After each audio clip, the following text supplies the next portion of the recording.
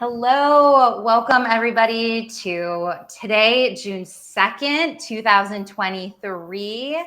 Wow, I cannot believe we are in June, beginning of the month, which means I always bring on an amazing guest on the first Friday of every month. And it is no different than this month that I've brought some badass lady boss, because I love my ladies, have a little bit of a bias, Goldie Chan. I have been watching her journey for the last several years. I was able to meet her in 2019 at South by Southwest through actually Jeffrey Cologne, if he ends up watching this, and she was doing some Microsoft LinkedIn stuff, and just thought, she's got a thing. She's got a vibe. When it comes to personal branding, I could just the whole visual identity was right there. And I've watched her journey, and I'm really proud of what she's created, and watching her journey personally and professionally. And she now has a book that's going to be coming out. And so today we really want to talk about personal branding. What does that mean when you're an introvert, an extrovert? What does it mean as your personal brand evolves? And you want to say different things. How do you do that? Goldie is a contributor to Forbes, so she talks a lot about this. I'm going to shut up because Goldie, what I would love for you to do first is to talk a little bit about your background. How did you get to where you are today? I think that'd be a great place for us to start. Yeah, so I think it's really interesting because especially when I started first creating content, creating videos on LinkedIn, people were just like, how do you know about branding or marketing? And so I like to rewind kind of before that. So before that, I had about a decade of experience in branding marketing, specifically in tech and entertainment. I currently live in Los Angeles, which Rachel, you said you're from. And I'm originally from the Bay Area. And so I like to blend my experiences of working in both a lot of startups and then also working in entertainment together, because I think they're really interesting industries. And I've also done personal branding for a lot of C-level executives, a lot of director level and above people in various industries as well, and advised quite a few folks on that. And so that takes us a little bit to 2017. So in 2017, I started making videos on LinkedIn. Some of you may be watching this on LinkedIn right now. Yay. And did that for 2 years consecutively. So I did a daily video every single day for 2 years. And during that time, which anyone who is very consistent with their content can tell you, as I'm sure Rachel can tell you, when you are very consistent with your content, doors open, which I think is absolutely wonderful. And the consistency is more important than the frequency. And I'm sure Rachel and I can talk about that in a little bit when you're thinking about building out a content plan. But yes, I did it for 2 years, and all these amazing doors open. I got to work for Forbes.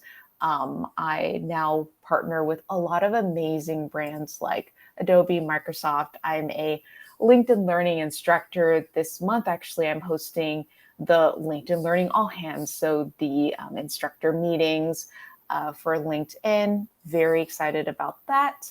And working on my first book on personal branding for Introverts through McGraw-Hill. Very also excited about that. And have kind of like a lot of small projects, small and big projects, I guess, in the pipeline waiting to get done. Because I'm sure we're all in the middle of waiting to get done. And one thing that Rachel mentioned that I'd love to, start the conversation on is really a fluidity of your personal brand in your career. Because of course, your personal brand is tied to your career, right? And Rachel, I know that you have experience with this. Oh my gosh, yes. The evolution of our personal brand. I think that people think that branding is stagnant, right, Goldie? And whether it's a business brand or yourself, nothing is stagnant. Everything is changing so fast. Yes. We've all learned that. And so the evolution, and of course, I have a background of working at an agency, getting my MBA, being in corporate, and then actually my 2-year anniversary technically is today. Congrats. Of my last day at Gartner. We need some confetti coming out of this. Yeah, here we are. Yeah, I'm well, and just that moment, you know, Goldie, the closing the computer and knowing, oh boy, I'm about to jump. You know, this is. I didn't call myself the branding lady boss then, Goldie, but I call myself a lady boss. You know, just things kind of evolved and stuck. Um, and people get really stuck on, I think, what is my story? And if I'm career switching, what do I say? Mhm. And Goldie, you've done, you know, what did you say about that when you started to talk more now about getting back into work, when you're career switching? I know that some of the articles, I mean, what is your advice for people as they're trying to position themselves personally and professionally with consistency, you know? Yeah, I think it's always really tough when you are switching from, say, you took a break from work, which a lot of us have done before in our careers. I think it's a really natural thing that happens. And sometimes, you know, we aren't planning to take those breaks, but those breaks happen, Yeah. which, you know, unfortunately, with both tech and entertainment right now, that's something that I'm seeing with some of the people that I know, especially.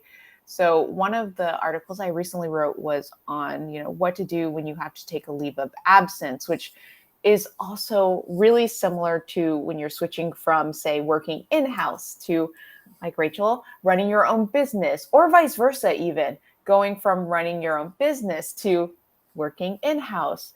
When you're thinking about all of these kinds of changes, what's helpful to think about is, who do I want to be seeing, you know, what I'm making, or who do I want to see my updates about my career? So if you are, for example, running your own business, you may want potential clients, to be seeing your content that you're making or updates, right?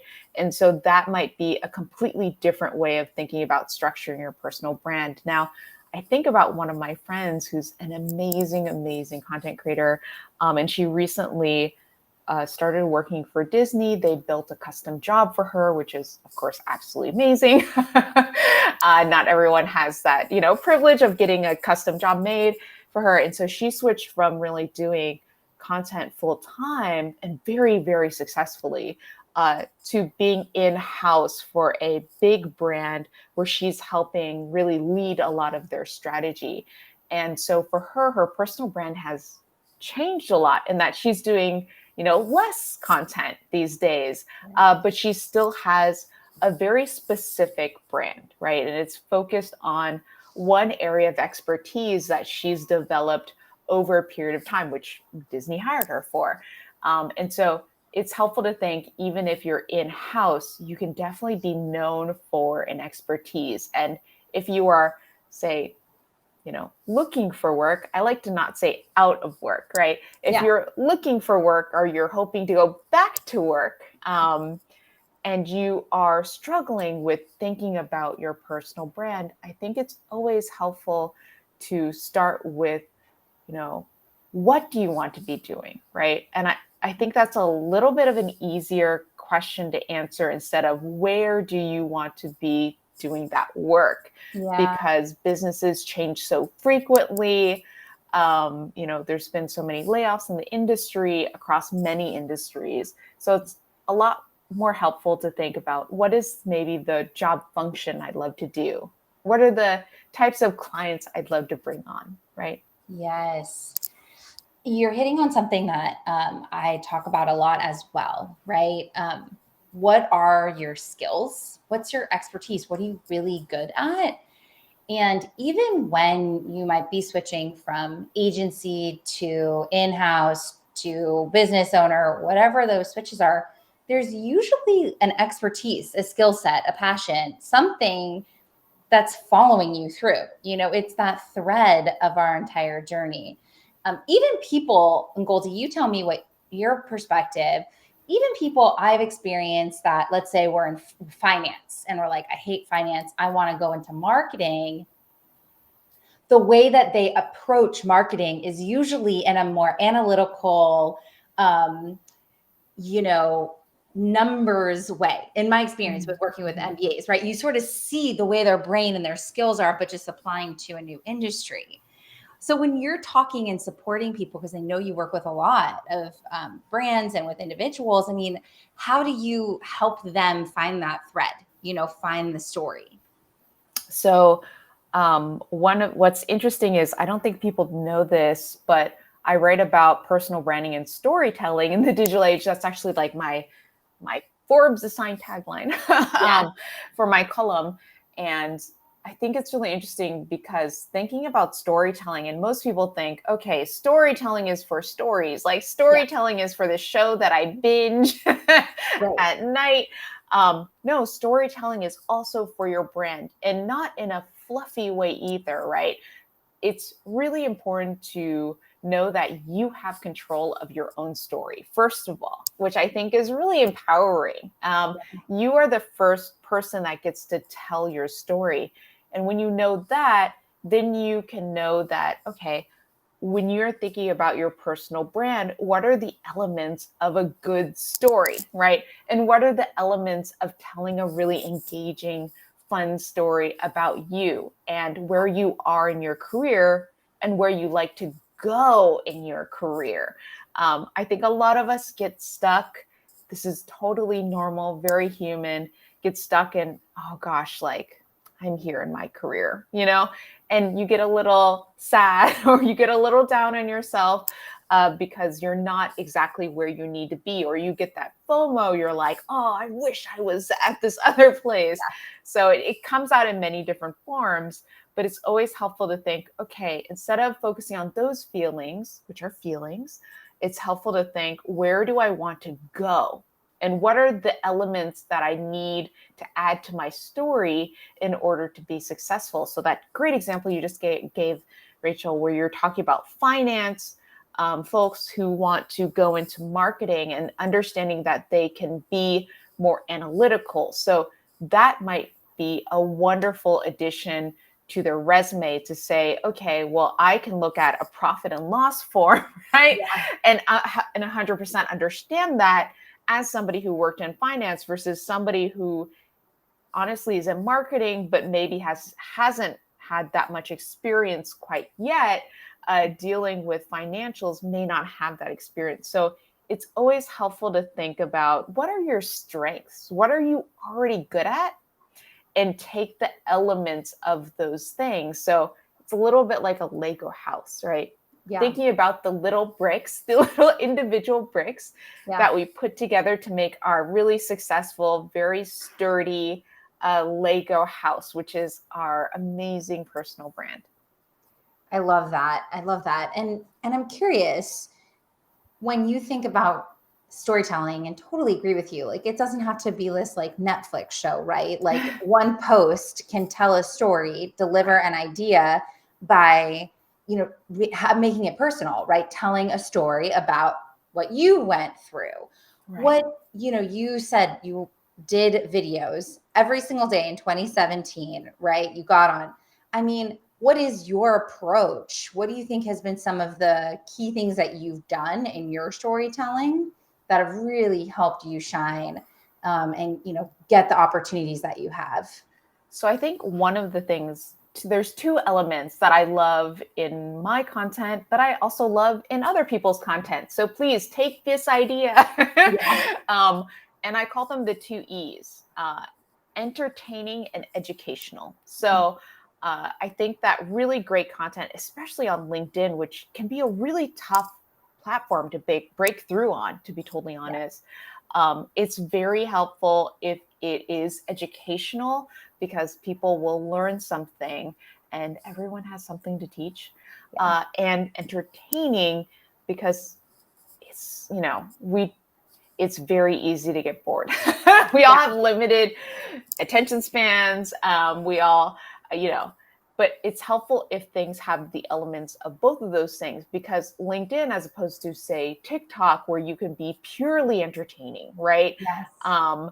And that's great for that platform, may not come across as well on LinkedIn, and also may not serve you as well if you're looking to, say, get a chief marketing officer position and you're making silly videos, that might get you an interview, that might get you in the door.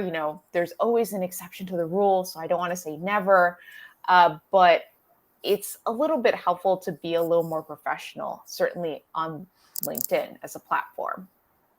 100%. So entertaining and educational. And I could not agree more with you. And especially on that educational front on a platform like LinkedIn. I think that's why both of us gravitate towards it, because it is more of a business professional conversation. It is about giving value first, even before entertaining it. I almost see that we've started to get more entertaining in the last 2 years, Goldie. I mean, you were one of the first. But now with just the creator team and creator mode and all the tooling, right? There's definitely more opportunities for that side, but I love that. And just want to say hi to just a bunch of friends on here. I see Tracy's hanging out with us, and Patty, Lisa is awesome. Thanks. If you have any questions, definitely get them in. The other thing I want to talk about in our time together, Goldie, is the book, right? And this idea of personal branding for introverts, which I think is such a great concept, right? Because you hear personal branding and you think, I don't do that thing.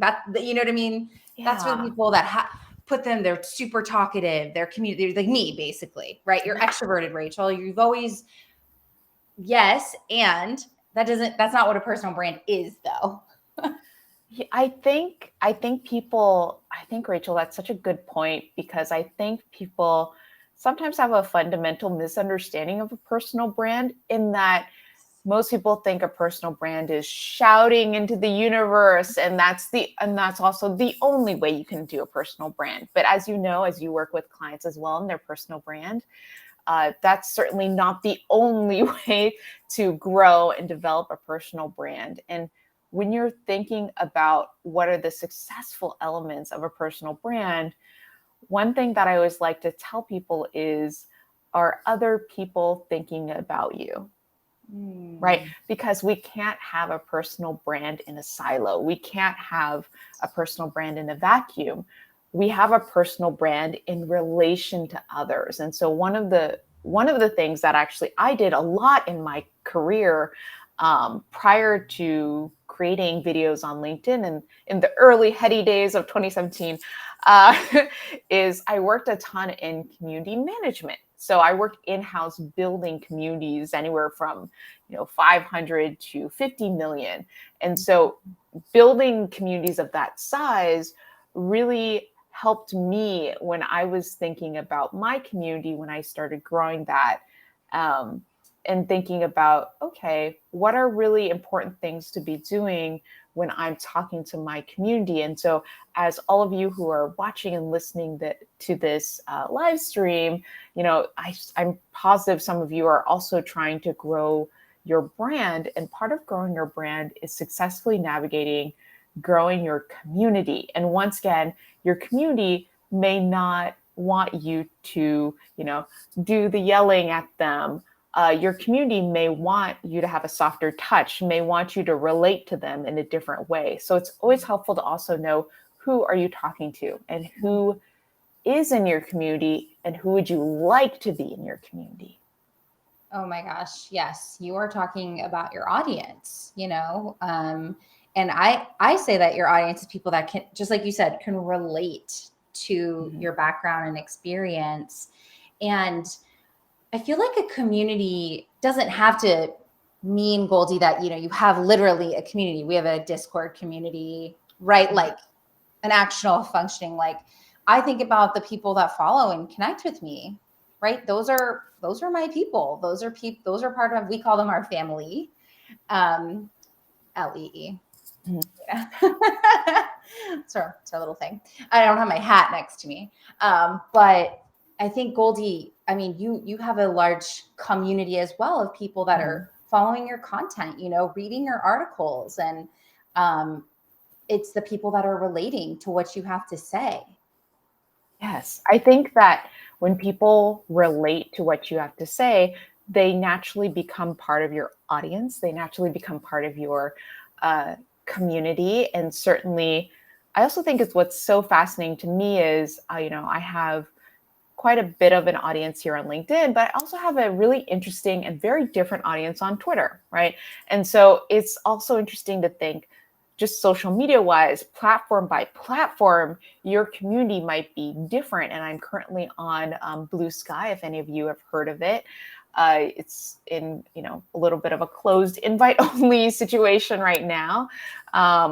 But it's another platform where I'm slowly, growing a community there as well. And as I think about new platforms or starting from scratch, I think, okay, who is it that I want to talk to, and how do I want to talk to them?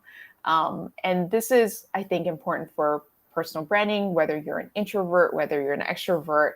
It's always helpful to think about, how do I want to show up in a place, right? Mm-hmm. And I think that, we thought about this a little bit more maybe in 2019 when we were doing all the in-person things. And as we're going back to all the in-person things, showing up is not just how we literally show up, like showing up to your friend's barbecue, right?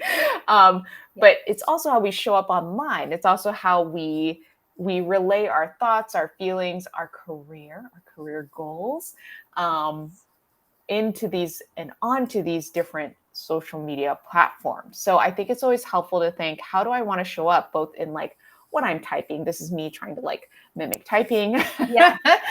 And also, how do we show up when we are talking to people who are in our communities, responding to comments, right? Responding to different things that we think are interesting. And what I think is really fun is, when you think about audiences, everything is connected, right? So if you are just starting out growing your audience, or you want to have a bigger audience, one of the things that's always helpful is to not just shout into the distance just by yourself, but be engaged in, this is like maybe my third E that I love, be engaged in conversations, right? Mm-hmm. So being in a conversation with someone else is always so much better and more helpful than being on a, I was about to say microphone, wrong. Being on, what is that? Speakerphone, is that right? Whatever. I'm a little fuzzy. It's a little early for me. I'm just going to completely get this wrong, so I'm not even gonna try. But yes, everybody knows what I'm talking about. I could pull up the emoji. Yes. But essentially, like being on a loudspeaker instead of being in a conversation with people, to me, one of these things is successful, and one of these things is usually less successful. Yeah, totally. And I mean, to me, that's some of the difference between being a creator, being a thought leader, versus saying I'm an influencer. Yes. And megaphone. Yes, that is literally, wow. I had all sorts of words in my head that were not that. That's exactly the word I wanted. Okay, before we close out, I have to ask you this, Goldie, because you are ahead. You're on Blue Sky. You're always kind of on to the things that are coming, and we know that AI, right? Everyone's all into the AI right now, even though we know AI has been around for a long time, but it is really changing the game when it comes to building a brand, when it comes to being a content creator, when it comes to copywriting. I like it. I mean, it's amazing, right? And at the same time, as somebody who's trying to build community and build relationship, what you're talking about, right? Mm-hmm. I think that it does beg a lot of questions, right? Around true authenticity and really creating individual brand personas, right? Because now it's like, well, the AI is kind of making it for you and you're kind of touching it. I'm really curious, what's your feeling about it? How are you using it? I mean, where do you see this going as you're working with your clients, as you're writing your book and really thinking about personal branding? So personally, I like to say that I'm pretty old school. So it's funny because I like to be on the cutting edge of things. I like to be in the know on what is happening. but I also love to relate to people in a very old-fashioned way, which is, one-on-one. If I can do in person or over the phone or over Zoom, I guess now, I love to do that. And so I look at things with an old-fashioned new tech perspective. That makes sense. And that if it allows someone to be in a meaningful conversation with someone else, then it's worth it. And so I think, I actually will go back a little bit away from the AI conversation and think about digital avatars and AR.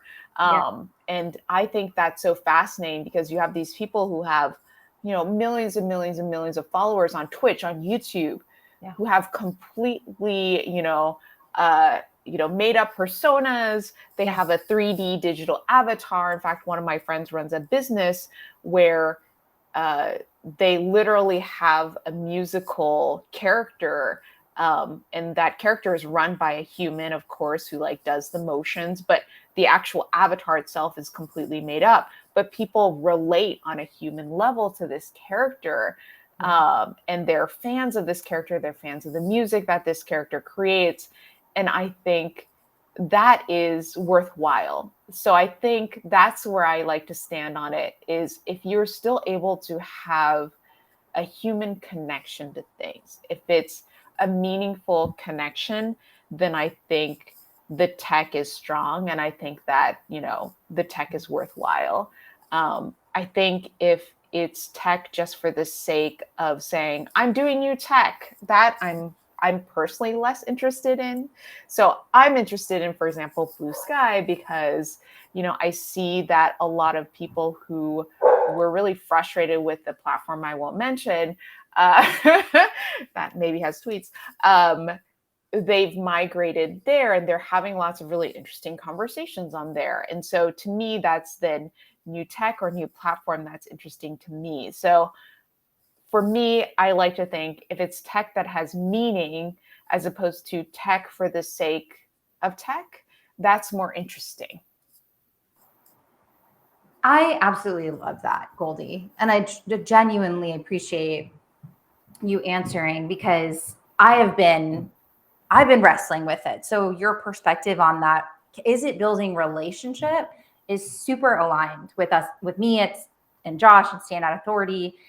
And so the question really is going to be an individual integrity, right? At each person really saying to yourself, are you using this in a way that's in integrity? Is it in to build relationship? Is it to build community? Is it, to really enhance conversations, really, or not? So that's just, I love that. I love your perspective on it. And I think we're going to see where it all goes. Josh has been telling me about this Blue Sky, so I'll have to be checking this out, with that, you're amazing. I'm very excited to support you when this book launches, to read it. Consider me part of the crew to help get the word out, because we need people like you telling this true stories and to really be talking about relationships, and that's what you're trying to do. And I love it, Goldie. So thank you so much for being here. Thanks everybody for watching us today. If you don't follow Goldie, obviously go check her out. Is there any other places, anything you want them to follow or check out specifically, Goldie? Gosh, I'd say that the two places I'm most active are LinkedIn. So follow me here. And also I would say Twitter, I'm somewhat active, and then same with Instagram. So feel free to follow me on any of the platforms. Yes. And I'm definitely excited about the book that hopefully will come out at some point when I'm done writing it.